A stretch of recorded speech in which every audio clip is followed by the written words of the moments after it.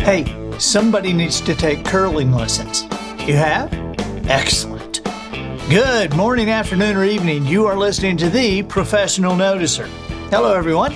I'm Andy Andrews. I thank you for making me a part of your week. My purpose here today and with every show we do is to play the part of a best friend or a coach. I want to help you live the life of your wildest dreams by giving you access to the greatest mentors the world has to offer today. The Professional Noticer sponsored this week by our friends at Tucker ATV.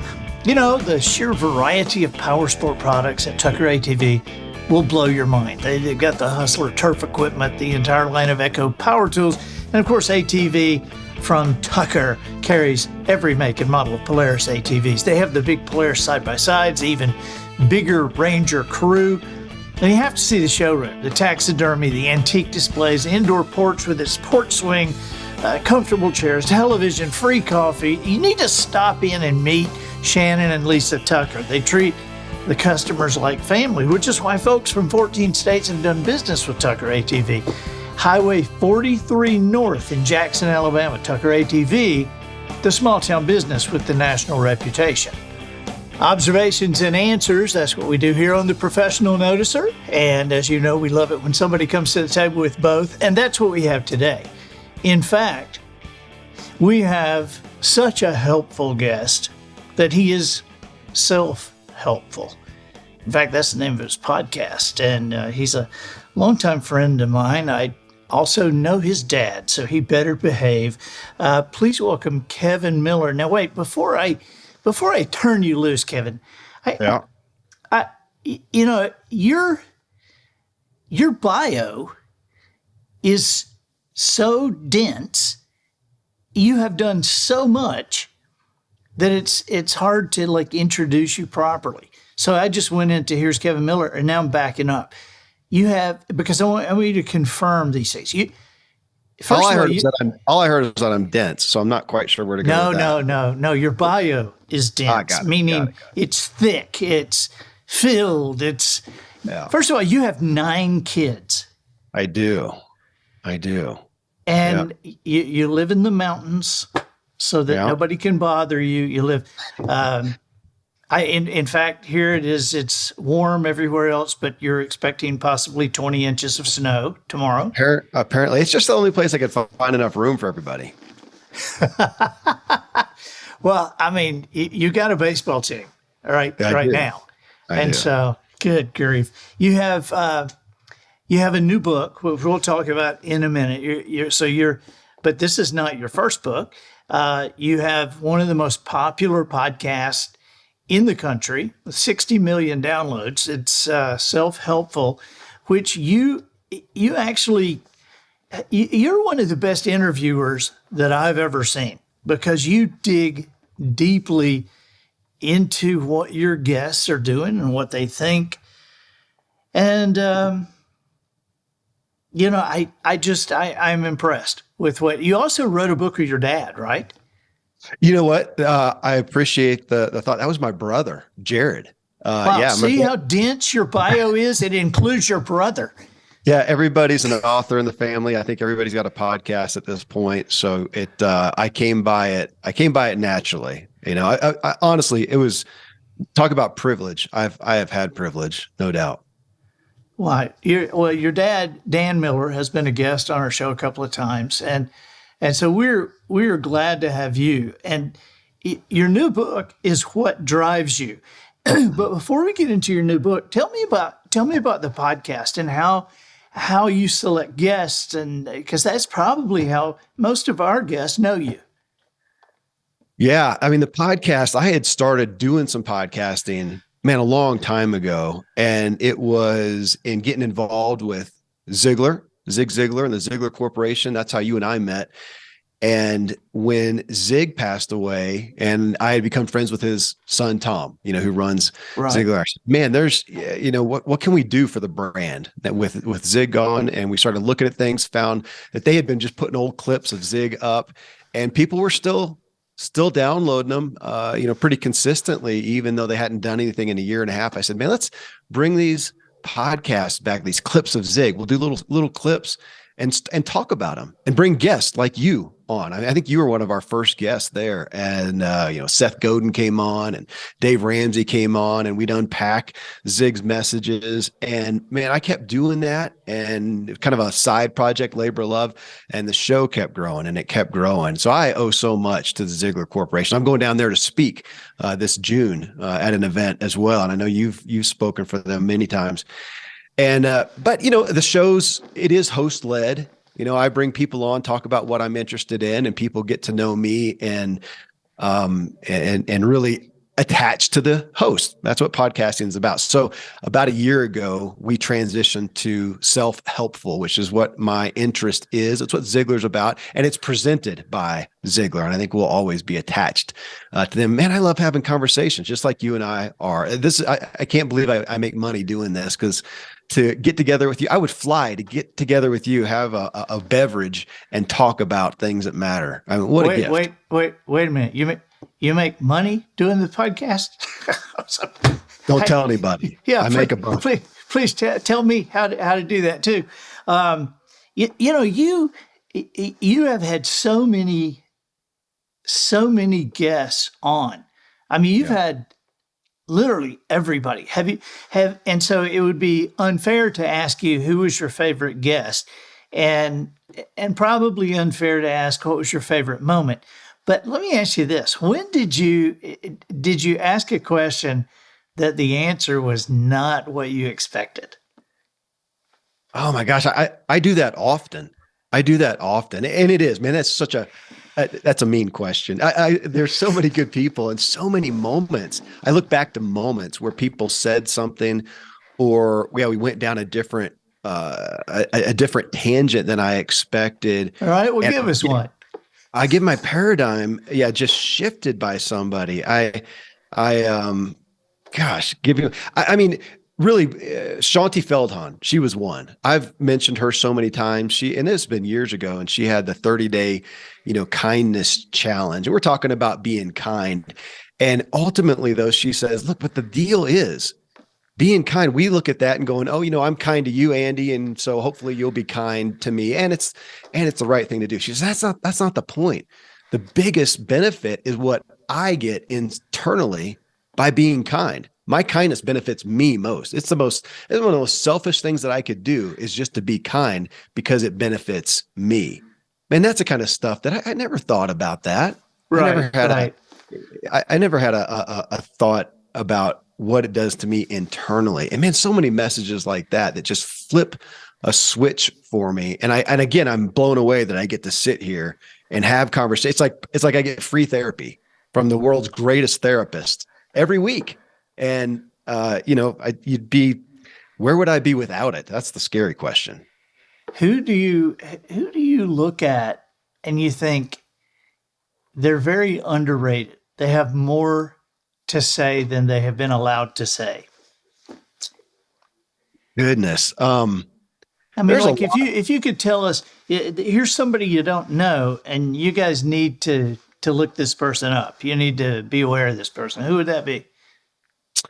I don't know if it's fair to say he's underrated because he has a TED Talk that's had 45 million views, but not many people know his name. Okay. Robert Waldinger. I recently had him on, and I end up with a lot of, Harvard and Princeton and Yale, professors and stuff that have put their lives work into research and something, and they're not on social media. And unless they have a book, you don't know about him. Well, he finally did a book, but he had a talk that just went nuts. But when I mention his name, people don't generally know him. And it's the longest scientific study on happiness, one of the longest on humanity in general. And oh my gosh, it's relationships. It's not, and that in and of itself, to say what makes us happy, it's relationships. That doesn't necessarily blow us away, but to get in and just hear his research and how it spans, it doesn't matter who you are, it doesn't matter what gender you are, what minority you are, what age you are, what socioeconomic level you are, that it's relationships. And to have him really unpack their research over decades with so many people, it's dramatically convicting. It Wow. really is. And he's the kind of guy who I have on. I go, man, I want everybody to know this guy. And he's also one of the sweetest guys ever. And he endorsed my book too. So that's, makes him special. There you go. Tell me about your book. I want to know about this. This is brand new. It's What Drives You. Yeah. I think my greatest testimony to the book is so I've got a good audience with my show, and I'm grateful for that. And I've come to the table twice before with literary agents and looking at book deals on topics that I cared about. And ultimately I didn't care enough to write a book. This one came to me on a Saturday morning as I was thinking about my older kids and realizing that, man, the thing I want for them most of all is to know what they want, just to be clear on what they want. And it hit me at a time when I realized I've been very driven, which the book, What Drives You, I've been very driven, but you'll appreciate this. This is a story. Yogi Berra apparently was on his way to the Baseball Hall of Fame, and they're driving along, and his wife is said to have said, "Yogi, we're lost." And he says, "Yeah, I know, but we're making great time." That was me. And it hit me then, that here I am, and I'm known for goals and motive and inspiration and drive, but realizing that there's a lot of things that I did, and I just didn't really look at it. I didn't set the goal out there. I'm just going. I'm looking at the next shiny object and just going. And I want my kids to know what they want. So it was kind of a convicting moment for me. And also I want them to know what they really want. And as I started to dig into that, you know what you want when you know what your values are. And so this is something that I wanted for my kids. And it came out of that. I did a show on it, a solo show, which I don't often do. And we got really good reviews. I mean, that with podcasts, people say, "Oh, I like your podcast." They don't often talk about one specific episode, and they did on this one. So I did another one, and then I started writing, and then, I decided I want a book. I want to put this in. I want to do the work and write this thing out and think it through. And it was part of my own medicine too, Andy, of looking at what do I want. And we're in a culture right now that I don't think we know what we want. We don't consider it. And we sure as heck don't seem to be solid and clear on our values. That's the hidden agenda of the book. So yeah, it's something that's important to me. And I do love drive, man. I am so grateful to be driven. I'm grateful to wake up every morning and be interested and curious about life. And I so want that for everybody. I love driven people. I love hanging out with you, man. You know things that you want, and you go after it. Well, if you did that much research on drive, you couldn't have helped but, I guess, found out some stuff that you didn't know. Are there things that we believe about the concept of drive that are incorrect, that you look at and go, everybody thinks that, but that's not right, that you found? Yeah, the biggest one that bothers me I think people are going to hear this and it won't sound like rocket science necessarily, but I think we really at heart think that some people are driven and some aren't.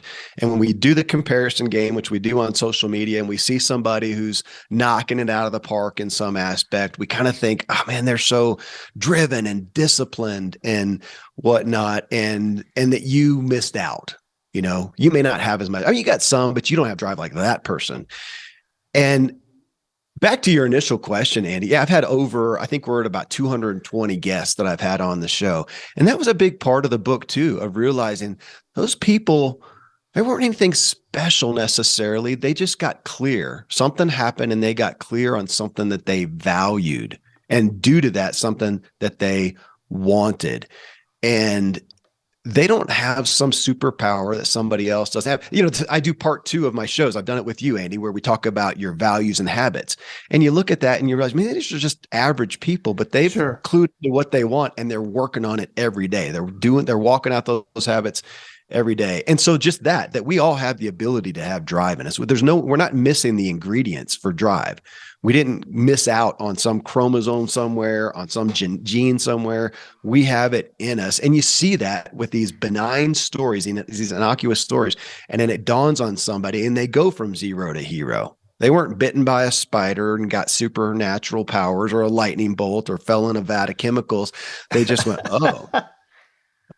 And it's not usually great stories. It's just, oh, okay. And they shift and they go after something and they become super driven. And It's usually pretty benign. And I want people to realize that. That's why I start the first chapter off is your drive is just a thought away. And I go through some stories on that. And it really is. So we have drive. You didn't miss out on something. So if you feel like you are not driven, it's because you've not gotten clear on what you really value. That's great. That's great info. So if people are, get to be regular with your podcast and they're listening to Self Helpful every week and they read your book, What Drives You, what message are you trying to deliver and what benefit do you want them to receive? Two different things.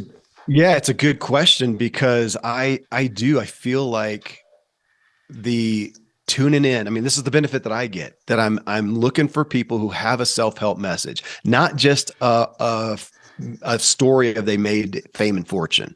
There's a lot of stories like that. And I love those, that somebody's going along, they figure out something they want, they go to the tried and true principles of self-help, of motivation, of inspiration, and they achieve something great. That's awesome. And they're 1,000,000 to 1. But that often doesn't mean that there's a specific methodology that they've tapped into in an area that can really apply to other people. So I'm looking for those self-help messages. And what's interesting to me, Andy, is how repetitive they really are. If I look at the 200 some books behind me of the people I've had on the show, it's so often similar messages. And I think that's great. We need the repetition over and over and over. And I love hearing it from a different person with a different perspective. And yet they come back to these tried and true principles that we really do need to hear. Now, that's one part that I appreciate. Now, the second part, even since the last time I had you on the show, which was April 4th, 2022, by the way, we're about 1 year out that I had you on the show.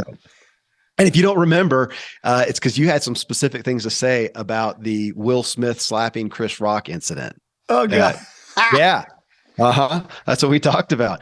And even since then, though, I think then I was doing 2 parts. Like I do let's talk about the main show. And then we do this second part where we go through your values and motives and habits. And we follow along the Ziglar wheel of life and go through these key areas of life. But even there, you'll be repeating a lot of the things we just talked about in the main show that we just did. Well, now I bring somebody on, a co-host who I think would resonate with your message. And I have them listen to our show and come co-host with me. And I'll bring back a lot of guests, and it's a lot of fun. You and I need to do it at some point here, by the way, have you come co-host on one. So, but again, it's a third. So they're going to hear the guest, hear something really behind the scenes story about the guest. And then they're going to hear me talk about the guest and their message with somebody else. And then I do a part 4 where it's kind of a short form. And I talk about, this is what's really what I'm chewing on, what I'm grappling with, what I'm trying to apply from this message. So it's a 4-part series because I want them to digest it. I want to digest it. And just one show is not enough for me. I get like in your case, I've got your book behind me, by the way. You see that? Your Jones book. I thought that might be what that was. That is your book. Yeah. So that, I get to review it. I get to dive into it and then have you on and we talk about it. And then we talk about it. We do 2 shows about it. And then I do 2 more shows about it. And just that, the repetitive nature, we need to hear these shows and to be able to hear about true success, fulfilling success has so many of the same overlapping methodologies. And that's convicting. Should be comforting, honestly, but I think that's the best thing that I get out of the show, and apparently a lot of other people do too. Yeah. That is that's eye-opening when you think about it, because we're all looking for something different, and yet what we need to hear is a core. And It is. You'll appreciate this, Andy. So the acknowledgments in my book. So I'm supposed to acknowledge, who influenced me in the book, who didn't. And so I start off saying, I don't know, something like, 500 BC or whenever it was, this guy named Solomon said, there's nothing new under the sun. Dude, there's nothing new under the sun. So I acknowledge everybody. I don't know if I have anything unique to say, but, and this is a great, I think, hope encouragement to people. especially those who want to influence others, man, we need new voices, new perspectives. We need it in relation to the times that we're in. And I appreciate getting to hear, from so many people, and hopefully be one of those people who just has a different perspective that resonates with people. But on these, the classic aspects of success that you so well know. You're a great example of that. You've done that, and you talk about that so consistently and share that, and you've inspired me. Well, you're kind, and you do such a great job, Kevin. I appreciate you being with us today. And I want now, is your book out now? It's funny. I literally, if I could turn my camera around, I have 10 boxes. Okay. I've had the galley copy. We've had that little, I got the hardback that I'm holding in my hand right there today. Yeah. And it actually comes out in May 16th. It's live on Amazon. Okay. And so I'm doing the tours right now. And doing all the pre-sales. And so we can pre-order. Oh, yeah, yeah. So you can order right. Please. I would be thrilled if you did, but I hope that it's something that really helps you get clear on values if people go out and buy it. So yeah, I've got some, just some blessed endorsements on the thing. And so many people, including you, are a part of this book. Yeah. Well, I'm honored to be a very tiny part. Let me ask you one more question. This is a question that is kind of, I don't know, it would be, I guess it would be curious to me because you and I both were greatly influenced by Zig, and I think that we're the tip of the iceberg there. But what you've worked with the family, you've worked with Tom very closely, and I'm sure Cindy and Julie, and so what do you think is Zig's greatest? His legacy seems so large, but if you had to dial it in to whatever you think, maybe the family's most important, what do they think is his most important legacy? Gosh, I got two answers to that. One, I think Zig's greatest legacy, in my perspective, is how much his faith in God helped him believe in himself and believe there was, few limits to himself and to other people. His belief in us, in other people, was just infectious. You can't listen to him and not walk away believing more about yourself. But another part that was his secret sauce was well said by Tom Ziglar, honestly. And it was inspiring us to go for the highest standards, to be driven, I'll say, to the highest standards, and yet have the deepest grace for ourselves and others. And man, Andy, that was, I wasn't lacking on going after high standards. I did not have deep grace for myself nor others. That's not been the story of my life. I'm working on it today, literally. And when I look at the family, that's it. It's grace. They have so much grace for themselves, and they haven't all had easy stories. And you know that some of the kids have had some hard stories, but today, since I've known them, and I got to be with Zig some before he passed away, but then, now spending so much time with Tom and his sisters, man, their belief, their encouragement for each other, and their belief in God and in themselves and in other people, and in their grace, though, is what stands out. They are truly awesome. They do. They have an abiding peace that I envy. I want. I'm going to go down there in June and spend about 4 days with them, and I can use it. I could use it from them. And honestly, I see that in you. I do. I see that in you, and you're a great example of what I'm looking at with Drive. You had every reason, like Zig, you had every reason to be overcome by what happened to you. And yet some reason you had eyes to see and ears to hear, and you looked at some things that you wanted and that you had value on, and that has driven your life. And it's been such a testimony and inspiration to so many people. Well, I think the same thing of you. I know a little of your background from your dad, and I'm just I'm honored you would spend the time with us today, and we're going to do our best on your book. And so anything you can think of that we can help pour a little more gas on that, you let me know. Hey, just you keep talking about that, about drive. When it comes up, when the thought comes up, because I want people to, I really do want them to know they're not lacking in the ability to have the drive that they want. And so many people are frustrated with themselves, and they don't need to be. They just haven't gotten clear. So I hope I can help them a little. Well, thank you, Kevin, the author of What Drives You, the host of the podcast Self-Helpful. Check him out. If you're not already a huge fan, you will be. Kevin Miller, thank you for being with us. Hey, thank you so much, brother. I'm so grateful and honored, Andy. I'm Andy Andrews, the professional noticer, harnessing common sense and wisdom to plow through challenges all the way to an answer for you. And I think that'll do it for this week. Get us out of here, Matthew. So, ladies and gentlemen, and to the boys and girls who aspire to become ladies and gentlemen, we have reached the end of another episode of The Professional Noticer. In a world where common sense has become a superpower, I'm harnessing what mental energy I have for you, seeking wisdom, making observations, and endeavoring to answer tough questions in a way that will empower your family and your business. I'm Andy Andrews. Until next week, goodbye. This episode of The Professional Noticer was produced by Matt Limpert. The Noticer theme written and performed by Sugarcane Jane. Bull Minnows for the cast and crew provided by Twinkle and Smoke of Beverly Hills.